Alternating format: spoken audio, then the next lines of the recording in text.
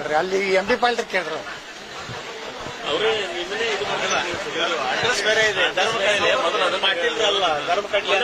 ಧರ್ಮ ಕಡ್ಲಿ ಅಂತ ಹೇಳಿ ಬಿರುದದು ನಮಗ ಕೆಂಬಾಯಿ ಒಳಗ ನಮ್ ಕುಟುಂಬಕ್ಕೆ ಬಿರುದು ಕೊಟ್ರು.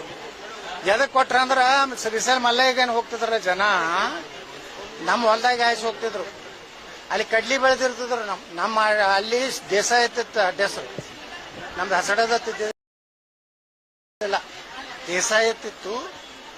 ಅಲ್ಲಿ ಧರ್ಮ ಕಡ್ಲೆದವ್ರತ್ತೆ ಎದಕ್ ಬತ್ತಂದ್ರ ಏನ್ ಈ ಕಡೆ ಎಲ್ಲ ನಡ್ಕೋತ ಅವಾಗೆಲ್ಲ ಪಾದಯಾತ್ರೆ ಕುದುರೆ ತಗೊಂಡು ಹೋಗ್ತಿದ್ರು ಶ್ರೀಶೈಲ ಮಲ್ಲಯ್ಯಗೆ.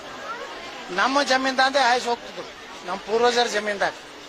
ಅವಾಗ ಅದು ಎಲ್ಲ ಕಡ್ಲಿ ತಿಂದು ತಮ್ಮ ಕುದುರೆಗಳಿಗೆಲ್ಲ ಕಡ್ಲಿ ತಿನ್ನಿಸಿ ಎಲ್ಲ ಹಂಗೆ ಹೋಗ್ತಿದ್ರು. ಆಯ್ತದ ಇರ್ಲಿ ಬಿಡು, ಏನ್ ದೇವ್ರಿಗೆ ಹೋಗೋರು ತಿಂದಾರ ಅಂತ ಬಿಟ್ಟು ಬಿಡ್ತಿದ್ರು.